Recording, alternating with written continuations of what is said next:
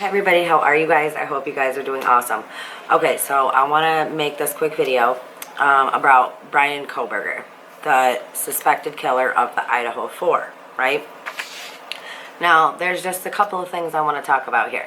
Okay, so one, let's just talk about him real quick. He's a Washington State University PhD, studied in criminal justice and criminology, which for those of you that do not know, it's basically,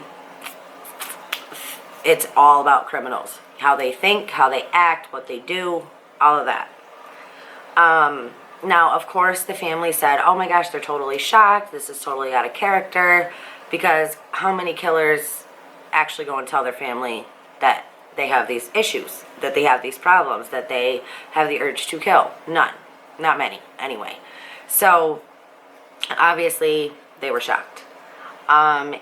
His lawyer said that he himself is in shock. Like, he believes 100% that he will be exonerated from this. He said he knows it's going to be a long process, but he believes he will walk out and everything will just be gone. I wonder why. Like, is he delusional? Or does he know something that we don't know?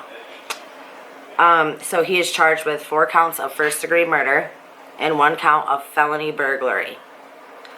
I don't know. I didn't hear about anything being stolen, so I'm not sure what the deal is with that. But he was arrested at 1:30 in the morning at his parents' house in Pennsylvania. The cops said that they had DNA that they matched from the crime scene to a sample that was submitted to one of those genealogical sites, right? Like, you know, the DNA where you send in your DNA, which I think is totally insane. Why anybody would send their shit into that is crazy. Because it could be used for anything, including a frame job, which happens.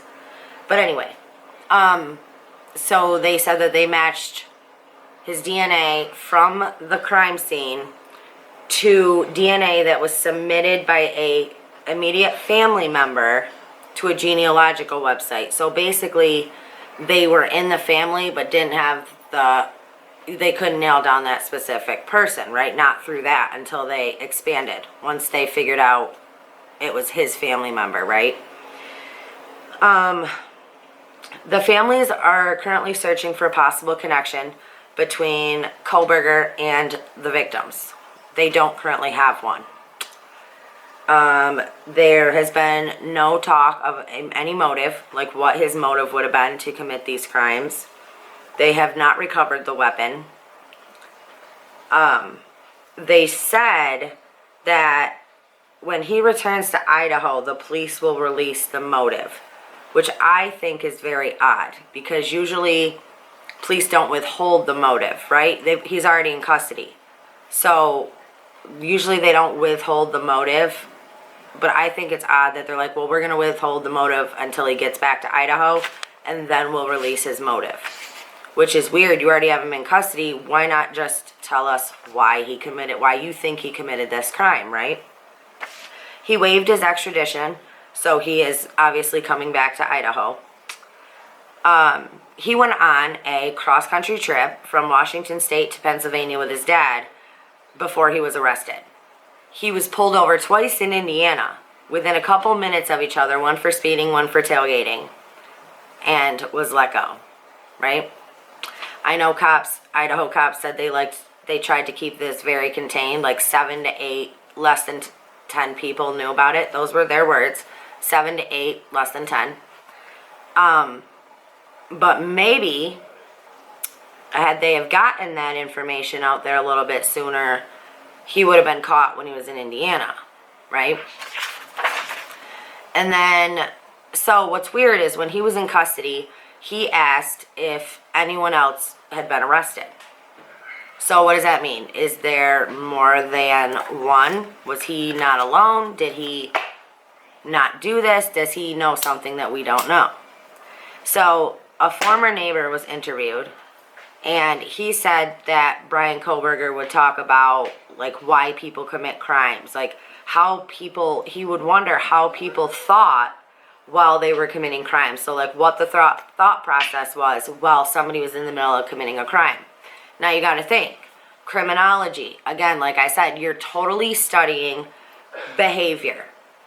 You're studying criminal behavior, and you want to learn everything you can about it. Like, that's your freaking choice of, that's his thing. So, I mean, it makes sense to me that he would talk about that kind of stuff, because obviously he was into that kind of stuff. Okay? Now here, a fellow jailmate comes out and says, listen, Kohberger was in there, he was threatening everyone, he was threatening the guards, he was saying, oh yeah, you want to come in here? Come get me, I'm going to cut you up, I'm going to cut you up too. Just basically threatening to cut everybody up. Now I'm going to tell you why I don't believe that person. One, Bryan has been very calm and collected. He truly believes that he is going to be exonerated from this. So he's either very, very delusional, or, or they're wrong and he's not the guy, right? Those are the two things. Now, for this person to say, oh yeah, he was in there, he was shouting, he was threatening the guards, he was yelling about cutting people up, he was threatening to cut people up, right?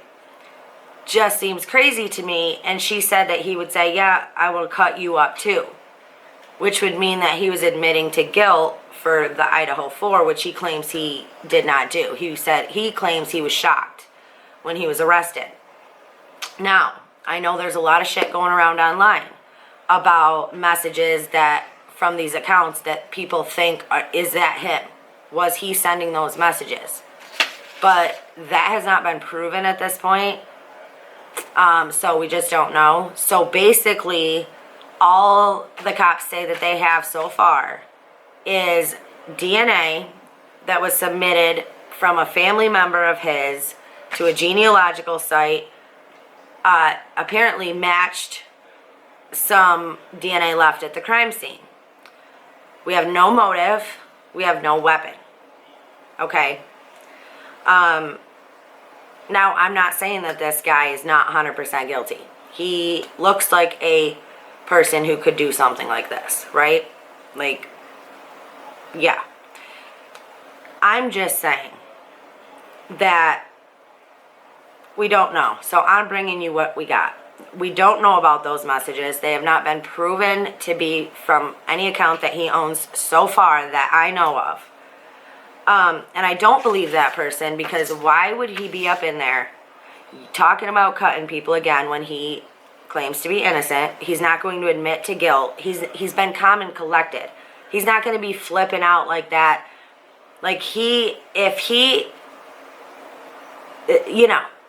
committed these crimes like they think he did, and he is a legit PhD criminology person, he's not going to flip out like that. He's going to be very calm and collected, because he, in his mind, has he has a plan. You know what I mean?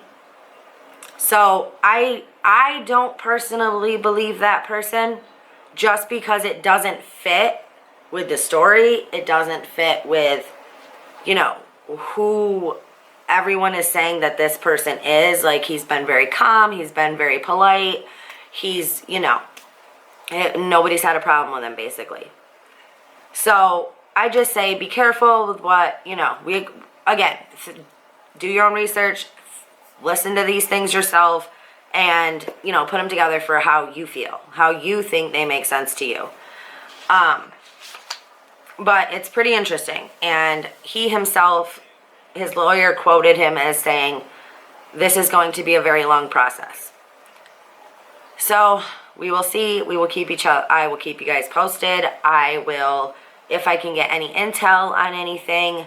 If you know anything about this, if you know Bryan in person, if you want to reach out, go ahead and I'll put my email link down in the description below. You can get a hold of me on Twitter as well.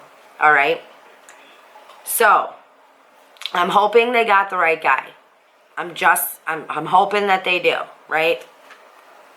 But we do know that those cops were under so much pressure to freaking close this case, to arrest somebody. So I'm just saying, I'm not playing the devil's advocate here. I'm just saying, let's, you know, I myself have to wait and see. All right, so let me know what you guys think down in the comments below. I love you guys. Stay strong, stay healthy, stay safe. Keep asking those hard questions. Keep spreading that light. Please hit that thumbs up. Please share this video.